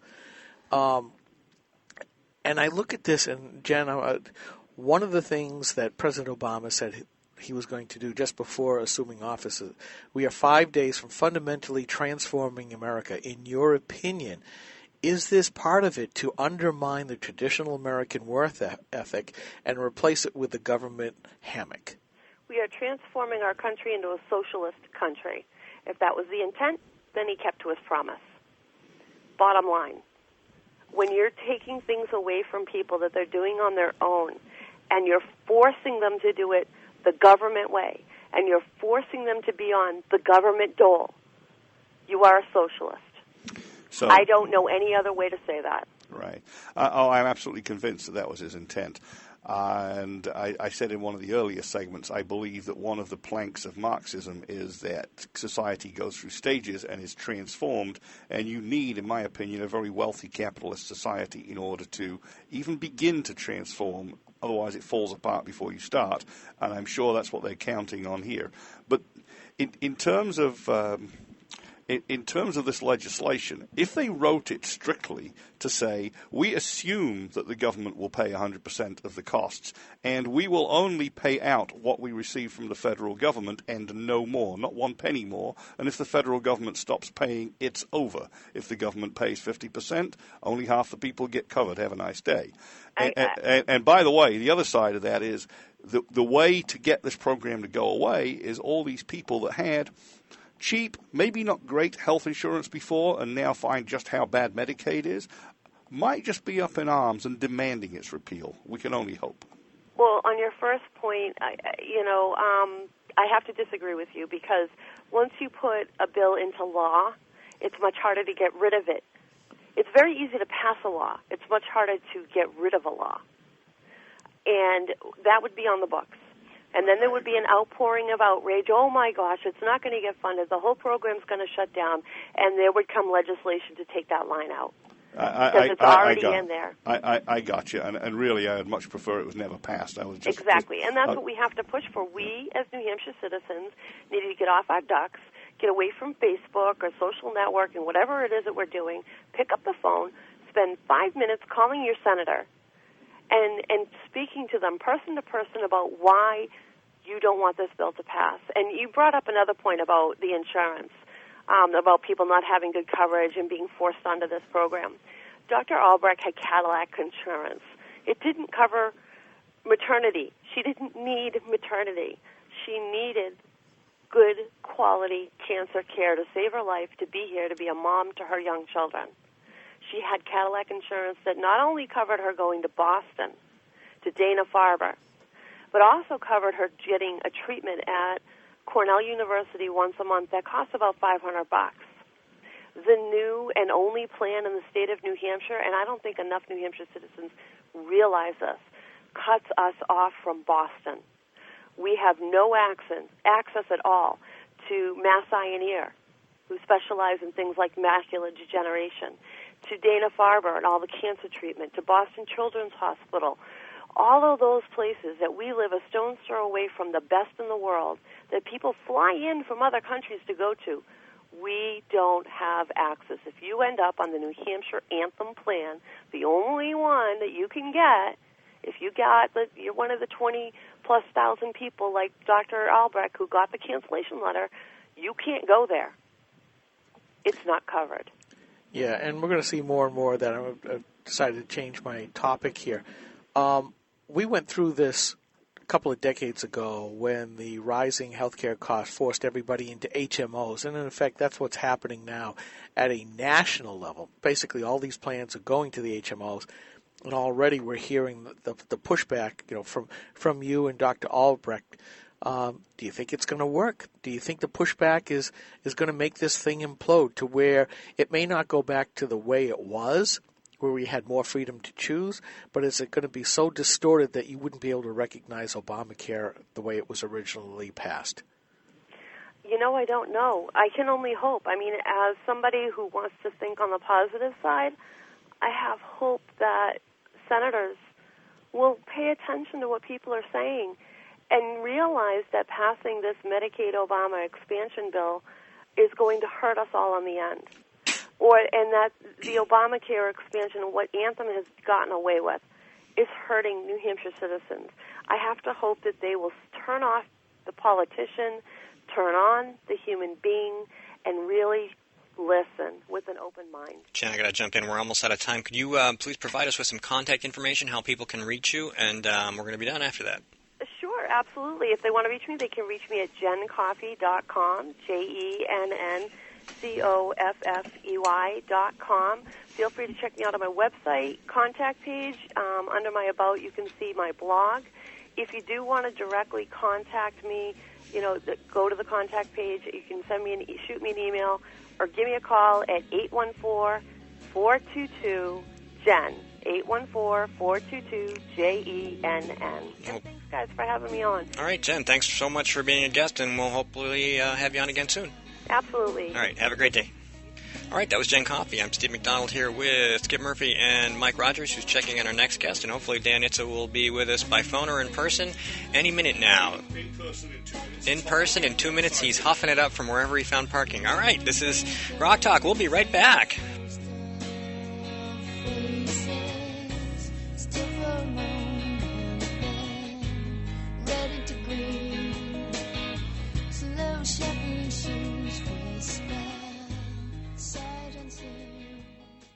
This is a coalition of New Hampshire taxpayers. We're located at 8 North Main in Concord, New Hampshire. This is a repository for all things conservative and municipal. So if you have a problem in your town, your school, your budget committee, the right to know law, and now the top of our list is voter fraud. You have a tip for us, some information for us, you want to join or help us out, cnht.org.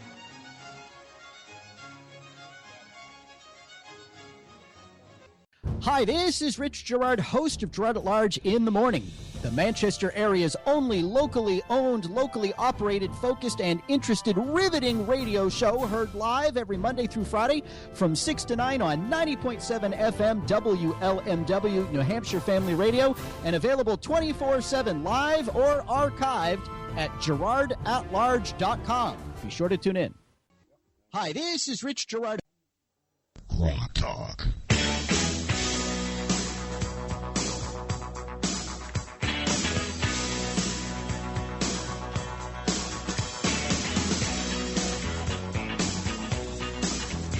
Welcome back to Grok Talk. My name's Steve McDonald. I am here with Skip Murphy and Mike Rogers, who's just stepped out for a minute to fetch our guest, Dan Itza, who has been in the state legislature in New Hampshire since, I believe, 2000 or something like that. And he is basically our constitutional expert, the New Hampshire State Constitution in relation to the federal Constitution. And he's written a book called States Have Powers. Right. And he's going to be talking to us about that as soon as he gets here. I thought it was states have rights. I thought you told me it was states have powers. I didn't say anything. It was Mike. Oh. See, I can blame him. Okay.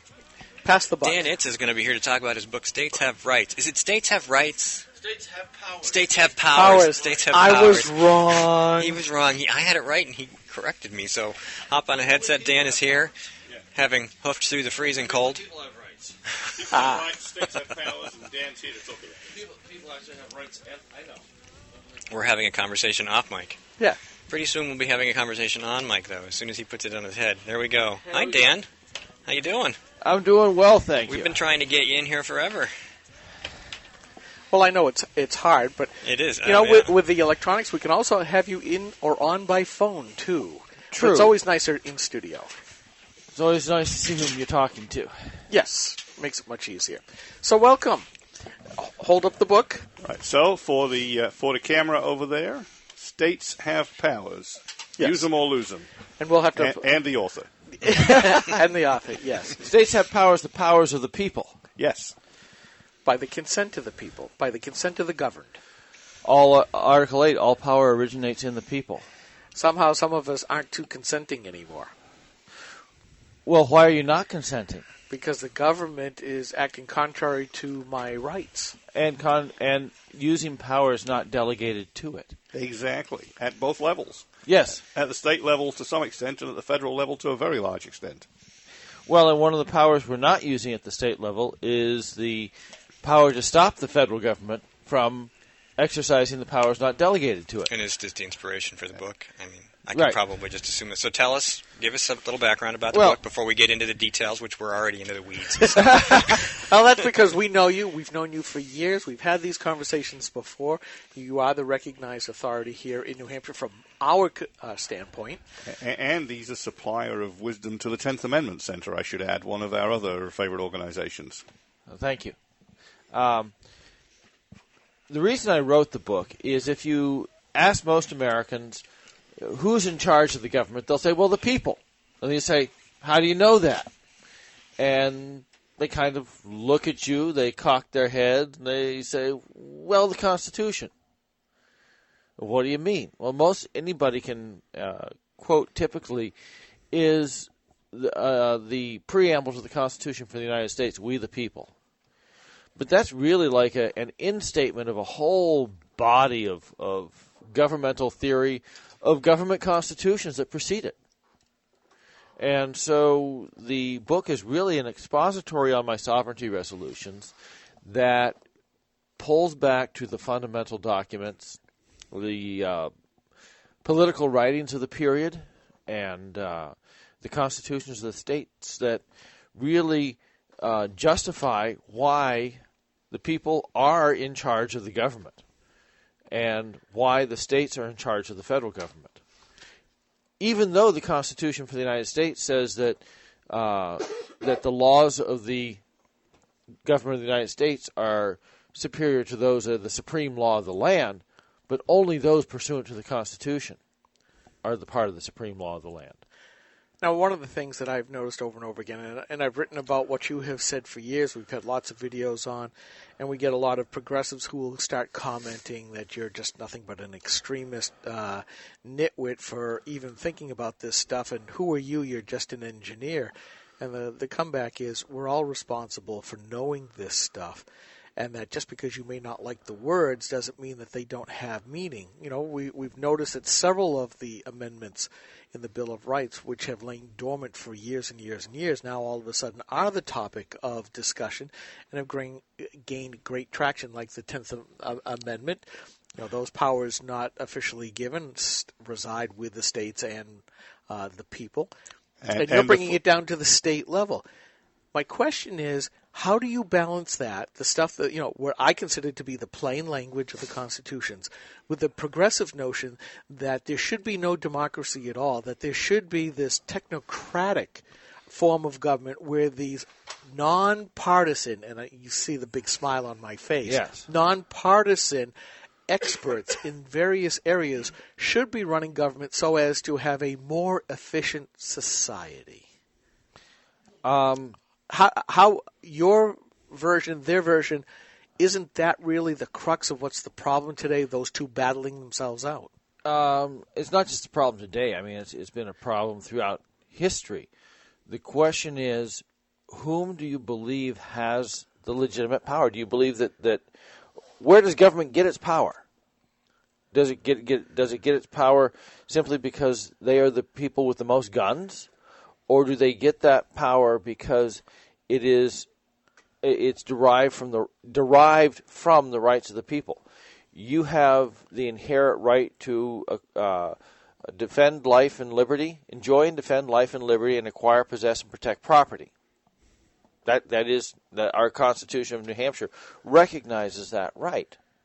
So the power to stop somebody or apprehend somebody who has stolen your goods or has injured you actually resides with you. You have the right to defend.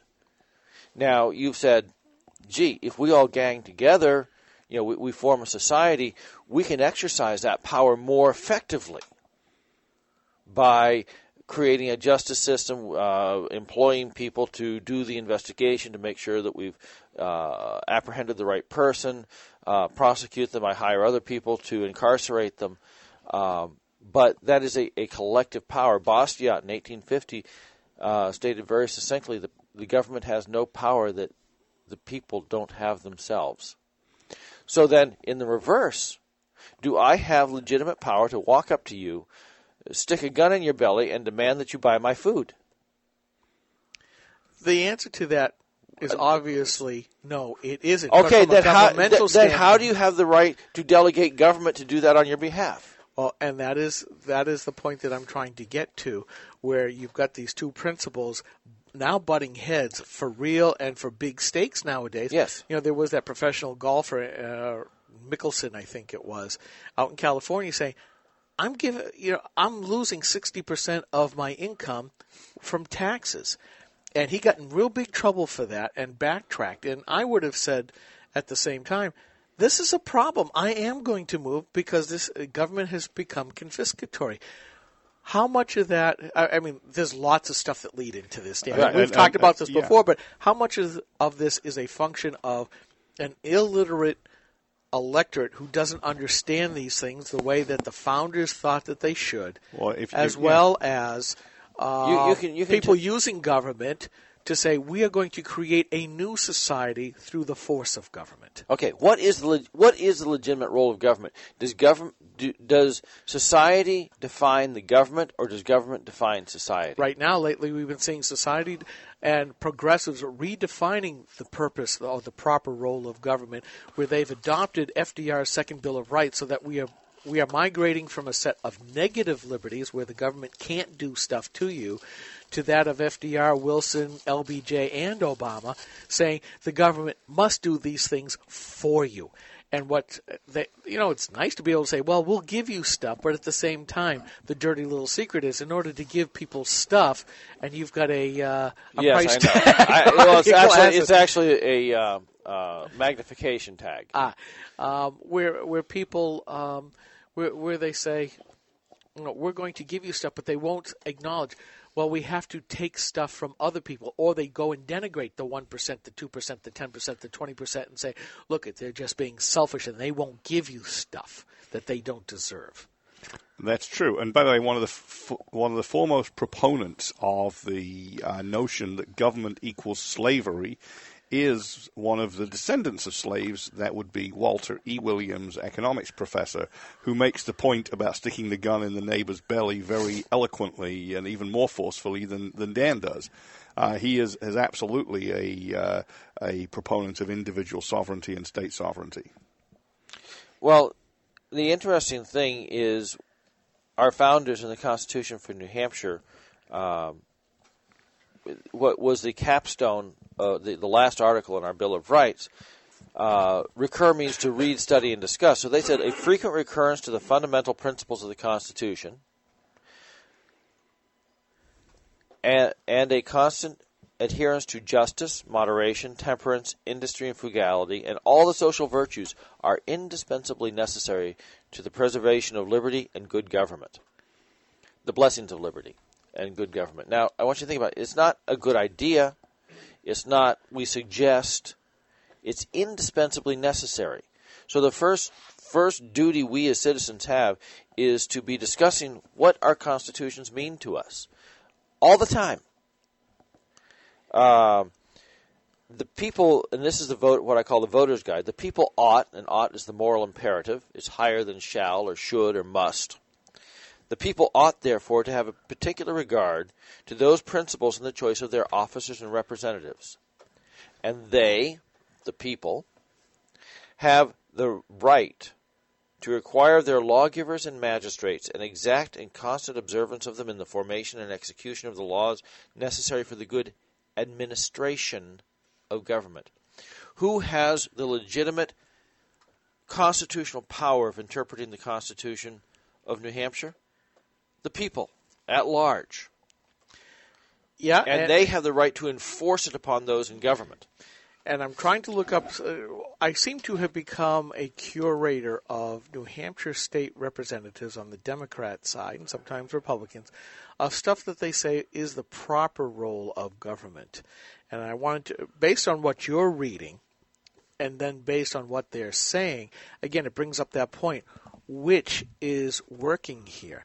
Because I understand you're coming at this from a constitutional standpoint, and I'm, once I get to the article, the post that I want, it becomes very clear that they could care less. Well, and that's the whole point. But the question is, do the people care?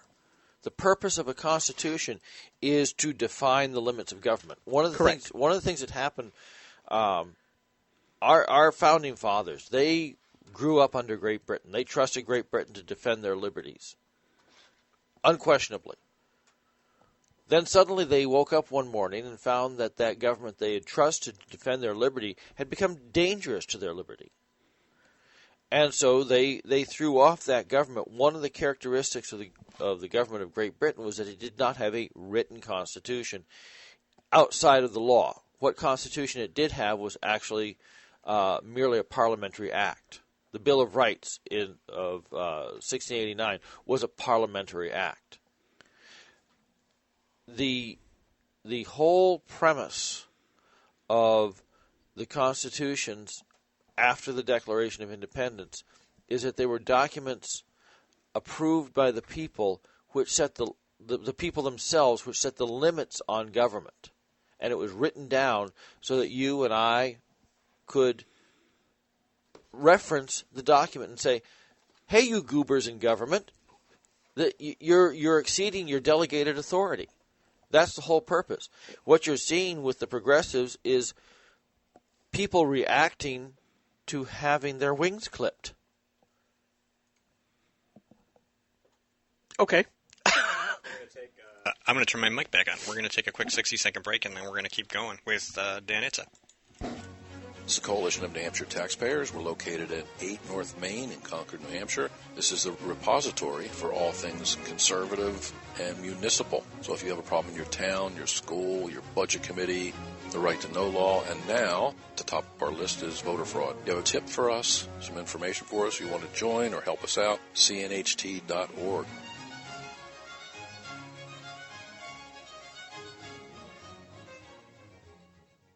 Hi, this is Rich Gerard, host of Gerard at Large in the Morning, the Manchester area's only locally owned, locally operated, focused, and interested riveting radio show, heard live every Monday through Friday from 6 to 9 on 90.7 FM WLMW New Hampshire Family Radio, and available 24/7 live or archived at GerardAtLarge.com. Be sure to tune in. Grok Talk. Okay, we're back. Talking about constitutions. I actually had a Bastiat quote that I was going to read, but it's gone. It's floated away into the universe. So please, back to your point. Constitutions. My view is that when you elect a politician to serve as a public servant, should be, I am supposed to stay within this constitutional boundary. And what Ian Underwood said so eloquently at his testimony on HB 1589, which we've been seeing also. I've been collecting a whole bunch of quotes from Democrat state reps saying, I want to take your freedoms away. I don't care about liberty.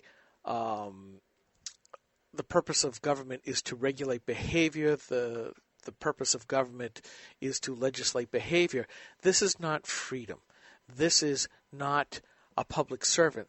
These are governors, these are micro-totalitarians who believe that government has to tell everybody else what to do. And the question is, and I know we're at the state versus the personal level, and I want to get back to your book because otherwise we're going to run out of time, but this is the discussion we always end up in.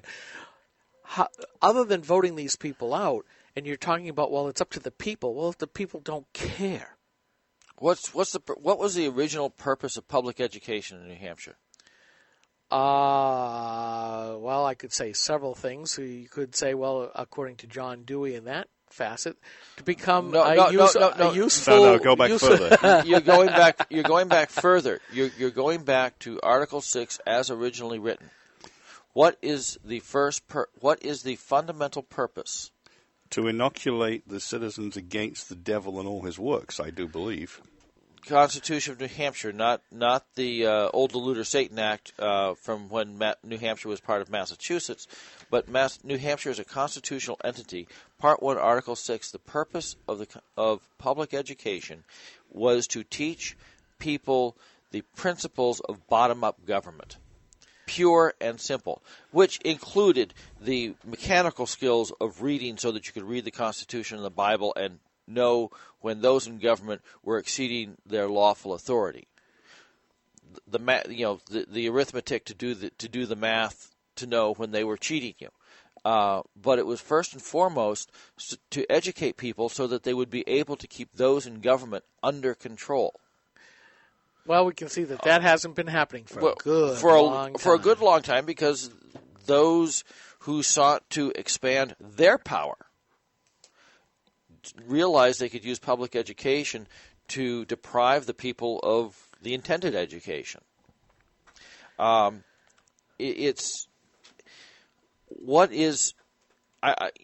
look at why I went into government, why I became a representative. We moved up here.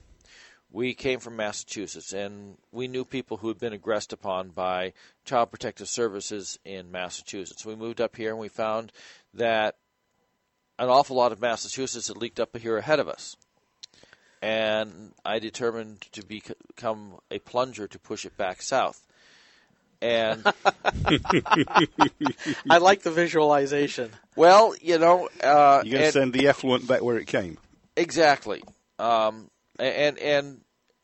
I got into the legislature to protect people from government. I got on the Children and Family Law Committee because I considered that to be the quintessential liberty committee. Because if you can threaten a person's children, their parentage, then you can manipulate them to do anything you want. Correct. So that's why I got there. And my first purpose was, as I learned to understand what was going on, was to restore due process to child protective services, which had been circumvented by making it into a civil procedure rather than a criminal procedure. We've been talking about some of this stuff for a little bit. We're almost ignoring your book, which is one of the reasons why you were here. So I'm going to say, okay, even though I started it, I'm going to say, let's stop it. Excuse me. Tell us about your book. Well, this actually leads into whom you send up to Concord is the most important decision you will ever make. Because we have more legitimate power to reach into your private lives, per the Constitution, than the federal government. We are also your only defense against the federal government. So if whom you send to Concord is going to define the limits of your liberty. Our first job corporately as we sit in Concord, I believe, is to lock arms left and right and defend you from encroachments by the federal government. This is what Hamilton said in Federalist Paper 28, is that the legislatures of the states, you didn't have to be afraid of creating this somewhat more powerful general government under the Constitution rather than the Articles of Confederation, because you would have your state legislatures, and these would be people politically aware who would recognize at the first instance when the general government was exceeding its legitimate authority, and they would beat them back. I'm not. This is not some radical. This is Alexander Hamilton, the highest of high Federalists. Yeah, the next paragraph. The next paragraph is a battle strategy for the states against the federal government. Not only do you have your state legislatures that are going to protect you, but you have your militias, and with the militias of the states, they'll be able to thwart any actual government tyranny. And that hasn't worked out so well. But Hamilton was one of the chief proponents of, as he put it, an energetic central government, and yet he saw that the states were your guardians of liberty. Exactly. I mean, unfortunately, well, the question comes is how do we unwind this? Because progressives want, as I've said for years, they want to centralize power as far up the chain as possible and further away from the citizenry as absolutely possible, because here in New Hampshire, I can literally walk down the street and knock on my representative's door and start screaming. When that person's in Concord, I can't do it as easily, and when they're down in D.C., it becomes much harder still. Progressives want that, going back to that technocratic control, central command and control state that they want. How do we fight that here? How do we say, as I asked Bill O'Brien one day, your whole purpose seems to be to devolve power out of Concord and back to the towns and the people, and he said yes. So what do we do? How do we motivate the people who don't care about politics or just vote blindly because they got an R or a P next to their name for the people? D. P? Yeah, D, I said D. I had my mic off because it's D. How do we get them involved, which is always the quintessential question. How do we get them re-involved in the process? Well, first of all, you have to wake them up. You have to explain to them where their rights are being violated. You have to make it personal. I mean, up close and personal. The best way to get anybody involved in government is to take something from them via government, rather than give things to them or perceive what they perceive as giving things to them. Remember that government can't give anything to you without first taking it away from you. But when they're giving it to the majority of the people and taking it from the few people, then what? Eventually the system must collapse under its own weight. I mean, that's unfortunately, and that's what history tells us. I mean, one of the things that Andrew Tyler, historian, 1775, he's kind of interesting to think of a historian in 1775. But just because America doesn't have history beyond that. But one of the things he did was to go back and look at the prior civilizations of the world, and he observed that civilizations always go through a cycle. And I can't quote it perfectly because there's a few in the back end that are a little bit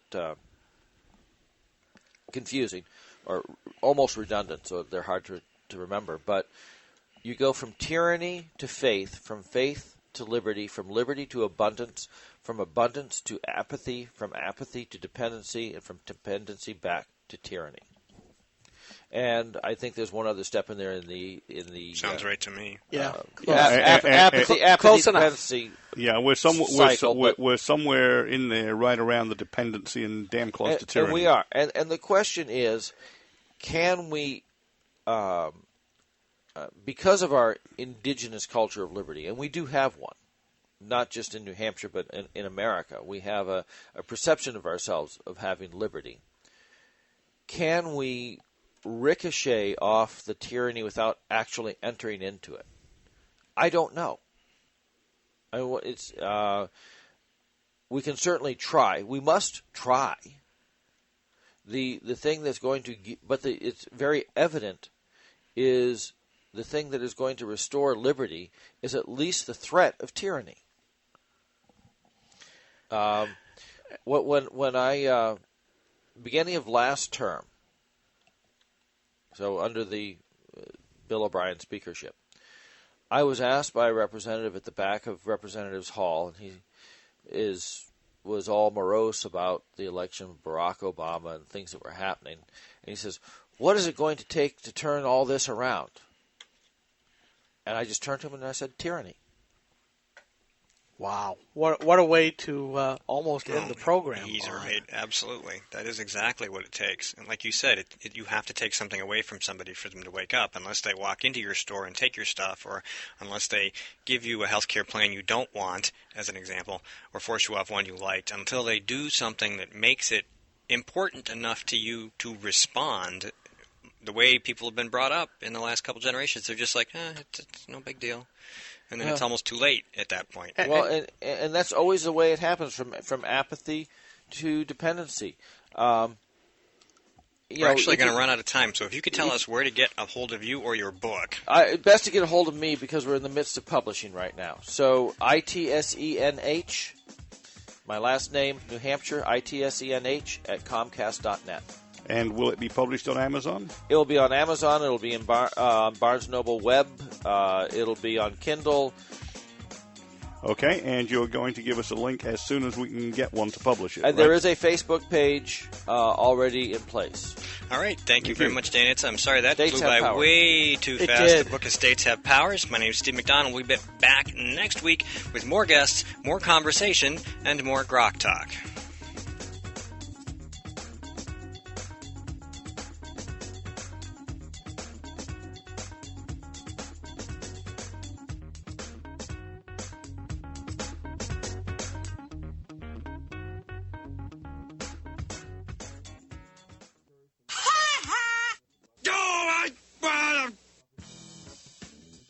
Thanks for listening to Grok Talk, brought to you by GraniteGrok.com, New Hampshire's leading conservative website.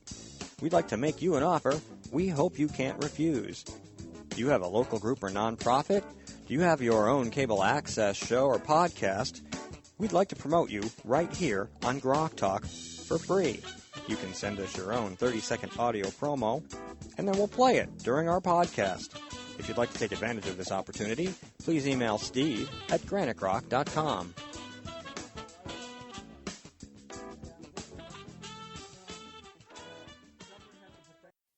Obamacare has been a disaster for New Hampshire families. 22,000 New Hampshire citizens have already lost their insurance, and countless more are being forced into part-time work.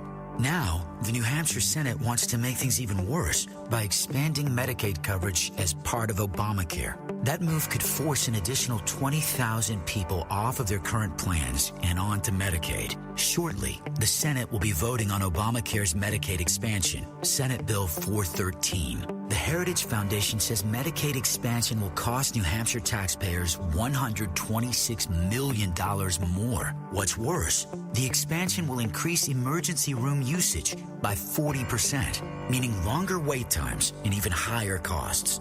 Stop the Senate from making a costly mistake. Call your state senator and tell them to vote no on SB 413. Go to strongnh.com to find your senator's phone number today.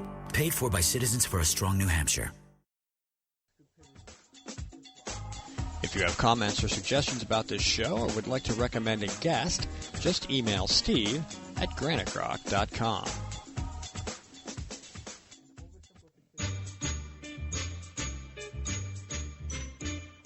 Since Jeanne Shaheen took office, the federal government has added $7 trillion to the national debt. There are more people still unemployed than when she took office, and 2.4 million Americans still can't find work. Most of the jobs that are actually created are only part-time.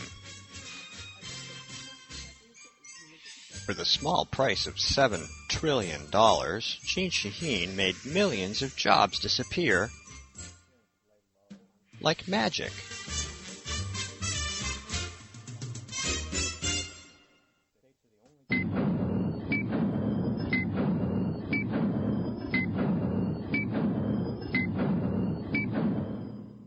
Rock Talk. Host of Dread at Large in the Morning. You're listening to Grok Talk.